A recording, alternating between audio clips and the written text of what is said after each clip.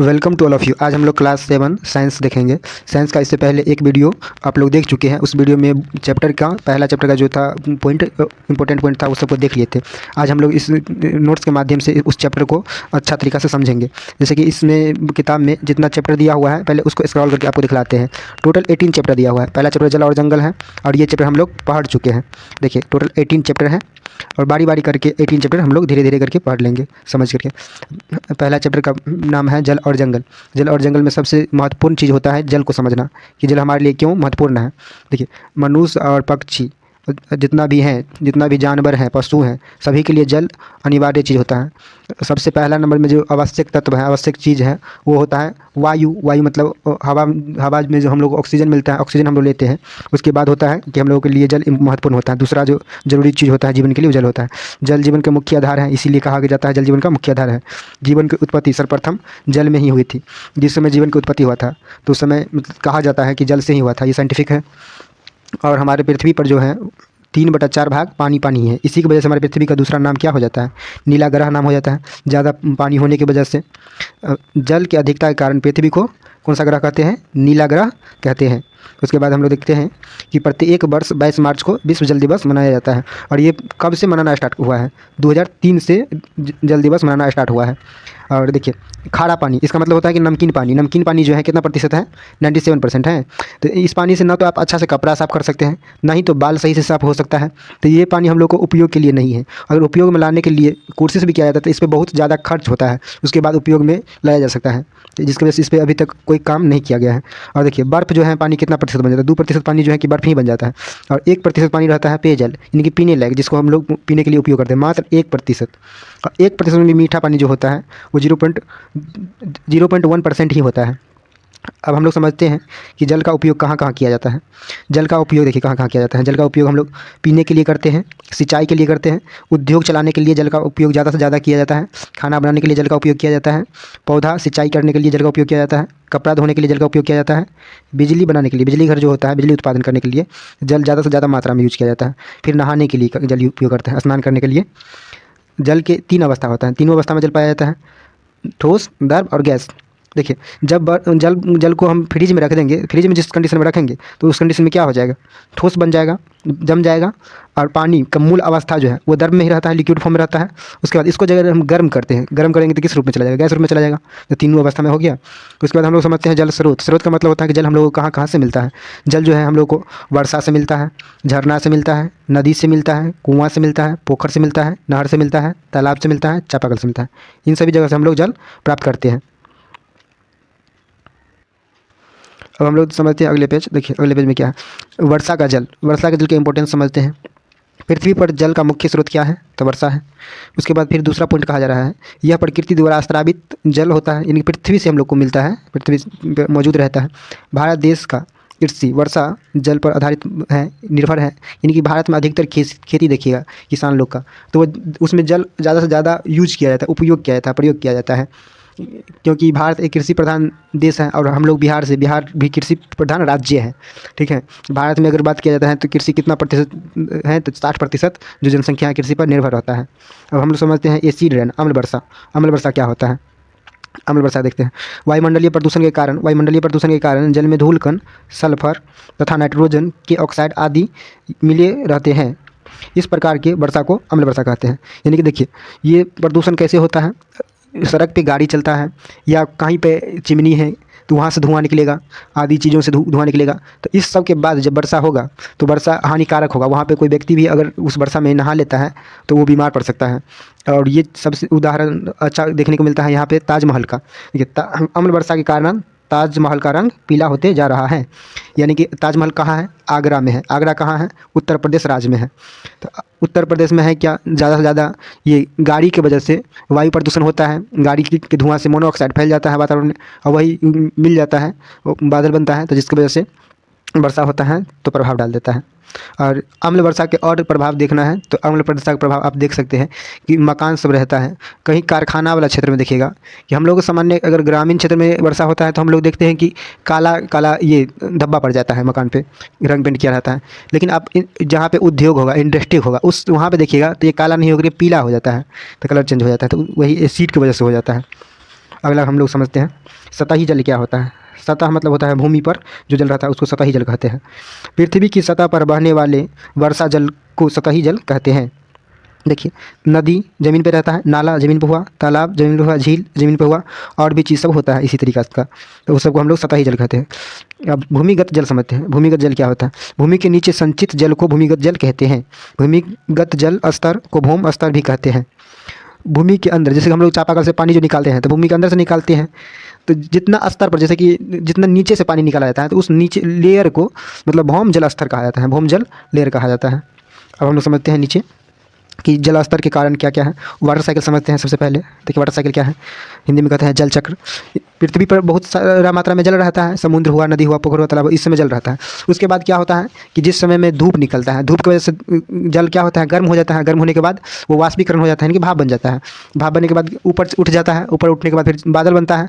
अब बादल बनने के बाद क्या हो जाता है, बादल बनने के बाद वर्षा होगा। वर्षा होने के बाद फिर वर्षा नीचे सतह पर जमा हो जाएगा, तो फिर से जहाँ पानी नदी तालाब आदि सब में चला जाएगा। और कुछ कुछ जल जो होता है संचित हो जाता है, भूमि के अंदर चला जाता है। भौम जल स्तर में कमी के कारण क्या क्या हो सकता है? ज़्यादा जनसंख्या में वृद्धि। जनसंख्या में वृद्धि का मतलब ये हुआ कि अगर जितना आदमी बढ़ेगा उतना ज़्यादा ना पानी उपयोग करेगा। मान लीजिए किसी के घर में 4 आदमी है, ठीक है, 4 आदमी है तो तभी उसके घर में 100 लीटर पानी यूज हो रहा था। अगर वहीं पे 6 आदमी हो जाएगा तो 120 लीटर यूज करना पड़ेगा, मतलब ज़्यादा होगा, बढ़ जाएगा। उद्योगीकरण, ज़्यादा उद्योग लगाएगा तो उद्योग को चलाने के लिए सामान निर्माण करेगा तो उसमें ज़्यादा से ज़्यादा पानी का उपयोग किया जाएगा, तो उससे क्या होगा, भौम जल स्तर कम हो जाएगा। वन की कटाई। वन रहता है तब वर्षा होता है, बादल को आकर्षित करता है। अब वन रहेगा नहीं तो वर्षा नहीं होगा, वर्षा नहीं होगा तो भौम जल स्तर कम हो जाएगा। वर्षा का अभाव, वर्षा का अभाव हो जाएगा। जल की बर्बादी। अगर मान लीजिए कि नहाने के लिए है, आपको प्रयुक्त 1 बाल्टीन से नहा पा रहे हैं तो उस समय आपको 4-5 बाल्टीन 10 बाल्टीन पानी से नहीं नहाना चाहिए, तो इसमें जल का बर्बादी होता है। आगे हम लोग समझते हैं जल की कमी का पौधे पर क्या प्रभाव पड़ता है। अगर पौधा में जल दीजिएगा ही नहीं जितना पौधा का जल चाहिए तो पौधा सूख जाएगा, वो बढ़ ही नहीं पाएगा। तो जल की कमी के कारण पौधा का वृद्धि रुक जाता है और पौधा सूख जाता है। पौधा के जीवन के लिए अत्यंत आवश्यक जल होता है। पौधों की जैविक क्रियाओं के लिए जल आवश्यक है, यानी कि खाना पानी बनाने के लिए जो भी होता है तो इसके लिए पौधा को जल चाहिए, आवश्यक होता है। पौधा अपने जड़ों की सहायता से भूमि के अंदर से जल लेता है, जड़ से जल खींचता है। पौधा वाष्पोत्सर्जन प्रक्रिया के द्वारा जल बाहर निकालता है। तो ये पूछा जाता है क्वेश्चन कि पौधा वाष्पोत्सर्जन प्रक्रिया के दौरान क्या बाहर निकालता है, तो आंसर हो जाएगा जल। अगला हम लोग समझते हैं जल संरक्षण। जल संरक्षण का मतलब होता है जो जल को कैसे बचा करके रखेंगे, कैसे उपयोग उस बचा हुआ पानी को करेंगे। वर्षा के जल संग्रहण अर्थात बचा कर रखने की प्रक्रिया को जल संग्रहण कहते हैं। रेन हार्वेस्टिंग कहते हैं, रेन हार्वेस्टिंग। जैसे कि बारिश हुआ, इनके पास छत का घर है या कोई भी घर रहेगा, अगर खपरेल का घर रहेगा उसके बाद भी क्या करेंगे, सभी और टीन लगा दिया जाएगा। यहाँ से यहाँ तक टीन लगाने के बाद उसमें एक पाइप सेट कर दिया जाएगा। उसके बाद पाइप के लास्ट में क्या किया जाएगा, जाली लगा दी जाएगा। इस जाली के बाद यहाँ पे पाइप लगाने के बाद टंकी में गिरा देगा। तो यहाँ पे जो वर्षा हुआ पानी एक जगह से चला आया इस पाइप में, अब पाइप में यहाँ पे फिल्टर लगा हुआ, मतलब जाली लगा हुआ है, तो कचरा जो भी रहेगा तो बाहर रह जाएगा। फिर यहाँ पे पानी इस टंकी में चला जाएगा और उसके बावजूद भी कुछ भी थोड़ा बहुत अब कचरा रह जाता है तो टंकी के पेंदी में बैठ जाएगा। तो ये पानी हम लोग कपड़ा धोने के लिए यूज कर सकते हैं, मवेशी को धोने के लिए यूज कर सकते हैं। उसके बाद यहाँ पौधा पटाने सिंचाई करने के लिए कर सकते हैं, और भी कुछ कुछ जो भी है वो सब में कर सकते हैं। इस तरीक़े से पानी वर्षा वाला क्या हुआ कि हम लोग बचा कर रख लिए। और ये चीज़ सबसे ज़्यादा कहाँ किया जाता है, राजस्थान में किया जाता है, मध्य प्रदेश में किया जाता है। देखिए राजीव गांधी जल संग्रहण प्रबंधन मिशन कहाँ है, मध्य प्रदेश में है। और राजीव गांधी कौन थे, राजीव गांधी जो है इंदिरा गांधी के बड़े बेटे हैं, जो कि प्रधानमंत्री भारत के रह चुके हैं, सबसे युवा प्रधानमंत्री रह चुके हैं। अभी इन्हीं का बेटा है राहुल गांधी, जो कि अभी चुनाव में एक्टिव रहते हैं, विरोधी दल पार्टी में है। मध्य प्रदेश में झाबुआ, देखिए नाम कितना अच्छा है, मध्य प्रदेश के झाबुआ जिला को रेन वाटर हार्वेस्टिंग के मास्टरमाइंड कहा जाता है। मध्य प्रदेश में इसका मतलब है कि वाटर रेन हार्वेस्टिंग के लिए ज़्यादा से ज़्यादा काम किया जाता है। पानी रोको अभियान कहाँ चलाया गया था, मध्य प्रदेश में चलाया गया था। पानी रोको अभियान कहाँ चलाया गया था, मध्य प्रदेश में चलाया गया था। उसके बाद आगे हम लोग समझते हैं खेत का पानी खेत में ही रोकने की संरचना कोडबड़ी कहते हैं। खेत का पानी खेत में ही रोकने की संरचना को कोडबड़ी कहते हैं। यानी कि अलग अलग जगह पर अलग अलग नाम हो सकता है। और ये कहाँ पे कहा जाता है? उज्जैन में कहा जाता है। उज्जैन जो है शहर किस राज्य में पड़ता है? मध्य प्रदेश राज्य में पड़ता है। जल की बर्बादी को रोकने के लिए ड्रिप विधि से सिंचाई किया जाता है। अब ड्रिप विधि सिंचाई क्या होता है? जैसे कि सब्जी का जितना भी फसल होता है उसको कम पानी चाहिए, ठीक, उसमें क्या किया जाएगा? पाइप लगा दिया जाएगा, पाइप सेट कर दिया जाएगा, पाइप से छिड़काव करके पानी छीट करके जो होता है ऊपर से, तो उसके माध्यम से दे देगा, तो इसमें पानी कम यूज होगा और सभी पौधा पर पानी चला जाएगा, तो इससे पानी की बचत होगा और सिंचाई भी अच्छा तरीका से हो जाएगा। तो इसी को हम लोग ड्रिप सिंचाई विधि कहते हैं। अगला है, राजेंद्र सिंह को राजस्थान का जल पुरुष कहा जाता है। किसको कहा जाता है जल पुरुष? राजेंद्र सिंह को। कहाँ के हैं राजेंद्र सिंह? राजस्थान के हैं। लौह पुरुष किसे कहा जाता है? लौह पुरुष सरदार वल्लभ भाई पटेल को लौह पुरुष कहा जाता है। और आयरन वुमेन, मतलब आयरन वुमेन किसको कहा जाता है? तो इंदिरा गांधी को आयरन वुमेन कहा जाता है। ये सब इस चैप्टर में नहीं है, लेकिन मुख्य बात है इसलिए आप लोग को बता दिया जा रहा है। जल पुलिस की बहाली, जल पुलिस की बहाली किस देश में किया जाता है? तो ये फ्रांस में किया जाता है। यानी कि वहाँ पे जल को बर्बादी करेगा कोई आदमी तो उसको अरेस्ट कर लिया जाएगा, पकड़ लिया जाएगा, ये सब कर लिया जाएगा। आगे हम लोग इस पे हैं, जल दिवस पर नारा है। जल दिवस के बारे में मतलब आदमी को जागरूक करने के लिए, समाज को जागरूक करने के लिए अभियान चलाया जाता है। 22 मार्च को जो होता है आदमी सब जुलूस निकालता है, तो उसमें कुछ कुछ इंपॉर्टेंट नारा होता है, वो लगाया जाता है।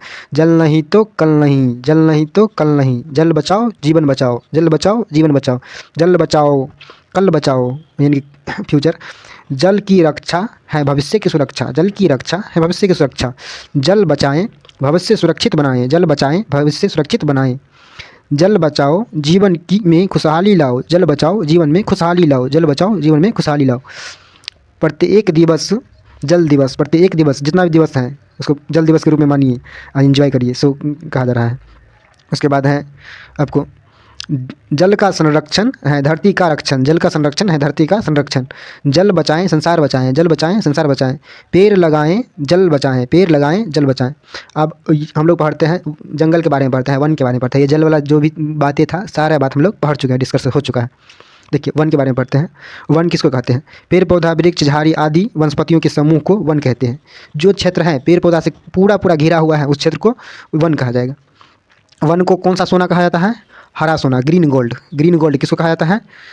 वन को कहा जाता है। भारत में वनों का वितरण असमान है, यानी कि भारत में कहा जा रहा है कि सभी तरह का जंगल आपको देखने को मिलेगा। झाड़ी, फिर ऊंचा वाला पौधा, लंबा पौधा। आगे हम लोग समझते हैं वनों से क्या क्या हम लोगों को मिलता है, क्या फ़ायदा होता है, कौन सा सामान उस लकड़ी से बना सकते हैं। देखिए सागवान का वृक्ष एक लंबा वृक्ष होता है। उस सागवान के वृक्ष में तना सब नहीं होता है, सीधा लंबा होता है। शीशम, शीशम तो समझते ही होंगे, अच्छा खासा होता है।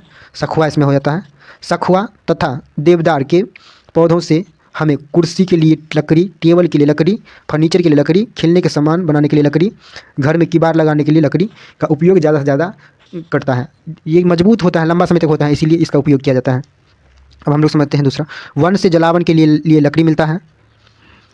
और नीम, तुलसी, सर्पगंधा, अश्वगंधा, गूड़मार आदि के पौधे से औषधि की प्राप्ति होता है।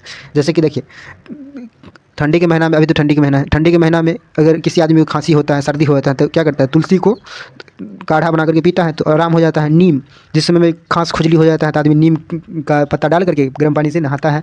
इसी सब को उपयोग करके डिटॉल से बनाया जाता है। उसके बाद हम लोग समझते हैं नीचे देखिए, वन रबर का पौधा होता है, ठीक है। आप लोग जो रबर इरेज करने के लिए यूज करते हैं तो वो पौधा से मिलता है प्रोडक्ट। वन से रबर, गोंद, कत्था तथा रंग की प्राप्ति होती है। रंग की प्राप्ति कैसे होगा? मेथी के पौधा जो होता है तो उससे क्या है? रंग का प्राप्ति होता है।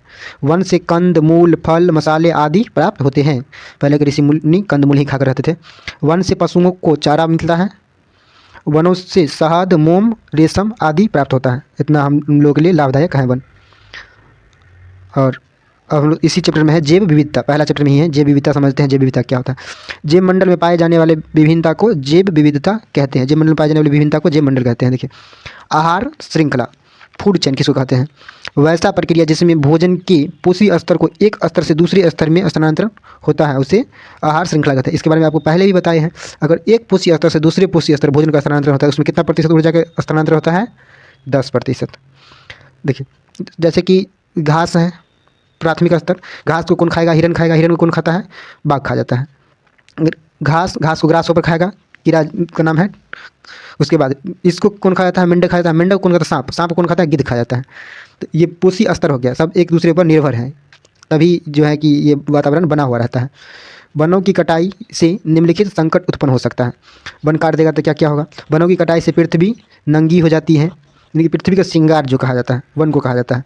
वनों की कटाई से अनियमित वर्षा होती रहती है, यानी कि जो वन रहता है, ज़्यादा से ज़्यादा वन रहता है तो वर्षा होता है। अगर वन को काट ही दीजिएगा तो वर्षा बहुत कम होने का चांस रहता है। बादल को आकर्षित नहीं करवाता है तो वर्षा नहीं हो पाएगा। वनों की कटाई से वायुमंडल में कार्बन डाइऑक्साइड गैस की मात्रा बढ़ जाती है। कार्बन डाइऑक्साइड हम लोगों के लिए खतरा है, कार्बन डाइऑक्साइड हम लोग उपयोग नहीं करते हैं। वनों की कटाई से जलवायु में परिवर्तन होता है। वनों की कटाई से जलवायु, मौसम में परिवर्तन आ जाता है, उसी को जलवायु कहते हैं। वन संरक्षण के लिए उपाय, वन ना कटे उसके लिए हम लोग क्या करेंगे? जनसंख्या पर नियंत्रण करेंगे, वृक्षारोपण के काम करेंगे, सभी आदमी को जागरूक करके वृक्ष लगाएंगे। चलिए आप लोग लगा दीजिएगा इस चैप्टर को पढ़ने के बाद एक एक पौधा। पशुओं की चराई पर नियंत्रण, जो पशु का चारा होता है तो उस पर भी नियंत्रण किया जाएगा। जागरूकता आंदोलन, आंदोलन चलाएंगे, सब अपने अपने दोस्त को बताइएगा पौधा लगाने के लिए। यही हो गया जागरूकता आंदोलन, ठीक है। चिपको आंदोलन समझते हैं। ये चिपको आंदोलन, ये बहुत अच्छा टॉपिक है। देखिए, वन की कटाई के रोकने के लिए उत्तराखंड में सुंदरलाल बहुगुणा के नेतृत्व में वहाँ की महिला एक आंदोलन की, जिसमें वह पेड़ से चिपक गई थी और बोल रही थी कि पहले मुझे काटो फिर पेड़ को काटना। तो इसीलिए पेड़ से चिपक के आंदोलन कर रही थी, तो इसीलिए नाम क्या पड़ गया? चिपको आंदोलन पड़ गया। यानी कि महिला से प्रयास किया कि वन को नहीं काटने के लिए। कितना अच्छी बात है। अब इस चैप्टर का कुछ मुख्य बात देख लेते हैं, फिर ये चैप्टर खत्म हो जाता है आप लोग का। देखिए, पहला जी के क्वेश्चन है, विश्व में जो है वन दिवस कब मनाया जाता है? 21 मार्च को मनाया जाता है। उसके बाद, वन से हमें उपयोगी वस्तुओं प्राप्त होती हैं जिसके कारण इन्हें हरा सोना कहा जाता है, ग्रीन गोल्ड कहा जाता है। वन को प्राकृतिक का फेफड़ा कहा जाता है, लंग्स। ह्यूमस से भूमि की आर्द्रता बढ़ती है, यानी कि जो है भूमि का उर्वरक शक्ति बढ़ जाता है। वन मिट्टी के अपरदन को रोकता है, मिट्टी कटने को रोकता है।